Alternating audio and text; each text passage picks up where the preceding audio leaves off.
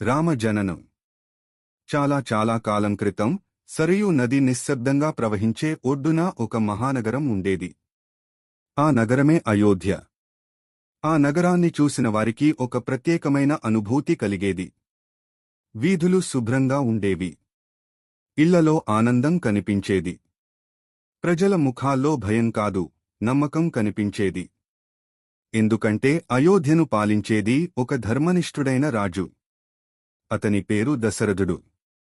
దశరథుడు కేవలం రాజు మాత్రమే కాదు. అతను తన ప్రజలకు తండ్రిలాంటివాడు. ఎవరైనా బాధలో ఉంటే రాజసభకు రాకముందే అతని మనసుకు తెలిసిపోయేది. ప్రతి ఉదయం సూర్యోదయం కంటే ముందే లేచి ప్రజల సంక్షేమం గురించి ఆలోచించేవాడు. ధర్మమే అతని ఊపిరి. అయితే అంతటి రాజ్యం, అంతటి సంపద ఉన్నా దశరథుడి హృదయంలో ఒక మౌనమైన బాధ ఉండేది. అతనికి సంతానం లేదు. రాజ్యాన్ని ఎవరు కొనసాగిస్తారు? ధర్మాన్ని ఎవరు కాపాడతారు? ఈ ప్రశ్నలు అతన్ని రాత్రిళ్లు నిద్రపోనివ్వవు. కొన్నిసార్లు రాజమహల్ అద్దాల మధ్య నిలబడి నిశ్శబ్దంగా ఆకాశాన్ని చూస్తూ ఉండేవాడు. నేను ఏ తప్పు చేశాను అని అతని మనసు అడిగేది. ఒకరోజు దశరథుడు తన గురువులను, మంత్రులను పిలిపించాడు. ఆ సభలో రాజు మాటలు చాలా నిశ్శబ్దంగా మొదలయ్యాయి.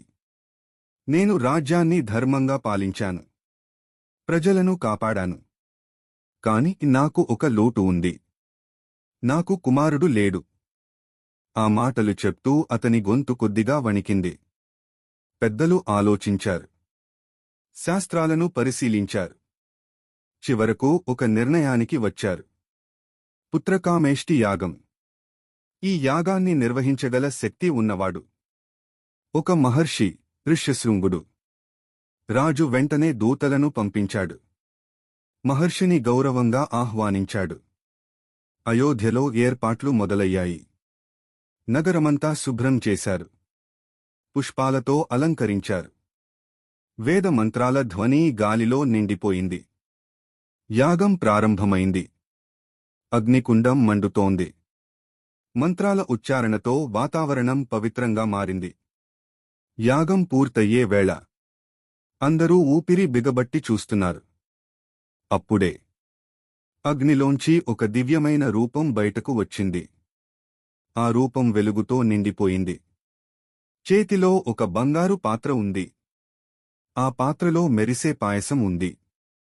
ఆ దివ్యరూపం దశరథుని చూసి ఇలా అన్నది: ఈ పాయసాన్ని నీ భార్యలకు పంచు. నీ వంశానికి వెలుగు తెచ్చే కుమారులు జన్మిస్తారు. వారు లోకానికి ధర్మాన్ని నేర్పిస్తారు. ఆ మాటలు వింటూనే దశరథుడి కళ్లలో ఆనందకన్నీళ్లు మెరిశాయి. ఎంతో కాలం తర్వాత అతని హృదయంలో ఆశ మొలకెత్తింది. ఆ పాయసాన్ని కౌసల్య, కైకేయి, సుమిత్ర అనే 3 రాణులకు భక్తితో పంచాడు. కాలం నెమ్మదిగా ముందుకు సాగింది. ఒక శుభప్రభాతంలో అయోధ్యలో ఏదో ప్రత్యేకమైన మార్పు కనిపించింది. గాలి మృదువుగా వీచింది. పక్షులు ఆనందంగా కిలకిలలాడాయి. చైత్రమాసం, శుక్లపక్షం, నవమి రోజు కౌసల్యకు ఒక కుమారుడు జన్మించాడు. ఆ శిశువు ముఖంలోనే ప్రశాంతత ఉంది. కళ్లలో కరుణ మెరిసింది. చిన్న చిరునవ్వుతోనే అందరి మనసులను గెలుచుకున్నాడు. అతడే రాముడు. అదే సమయంలో కైకేయికి భరతుడు, సుమిత్రకు లక్ష్మణుడు, శత్రుఘ్నుడు జన్మించారు. అయోధ్యలో ఆనందం పర్వతాల్లా ఎగసింది. ఇళ్లలో దీపాలు వెలిగాయి. వీధుల్లో సంగీతం మోగింది. ప్రజలు ఒకరినొకరు ఆలింగనం చేసుకున్నారు. రాజు దశరథుడు తన కుమారుడిని చేతుల్లోకి తీసుకున్నప్పుడు అతని మనసు మాటల్లో చెప్పలేని ఆనందంతో నిండిపోయింది. ఇదే నా జీవిత ఫలం అని అనుకున్నాడు. రాముడు పెరుగుతున్న కొద్దీ అతని స్వభావం మరింత వెలుగొందింది. అతను ఎప్పుడూ మృదువుగా మాట్లాడేవాడు.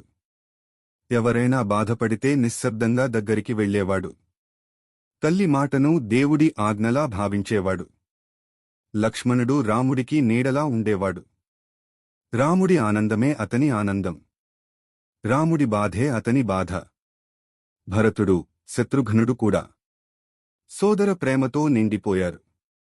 నాలుగురు గురుకులంలో విద్య నేర్చుకున్నారు.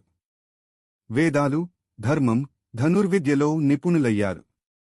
కాని రాముడిలో ఒక ప్రత్యేకమైన గుణం ఉండేది. అతను ఎప్పుడూ తనను తాను ముందు పెట్టలేదు. అహంకారం అతని దగ్గరకు కూడా రాలేదు. ధర్మమే అతని మార్గం. ప్రజలు చెప్పుకునేవారు, ఈ బాలుడే భవిష్యత్తులో మా రాజు. ఇతని పాలనలో అయోధ్య మరింత వెలుగుతుంది.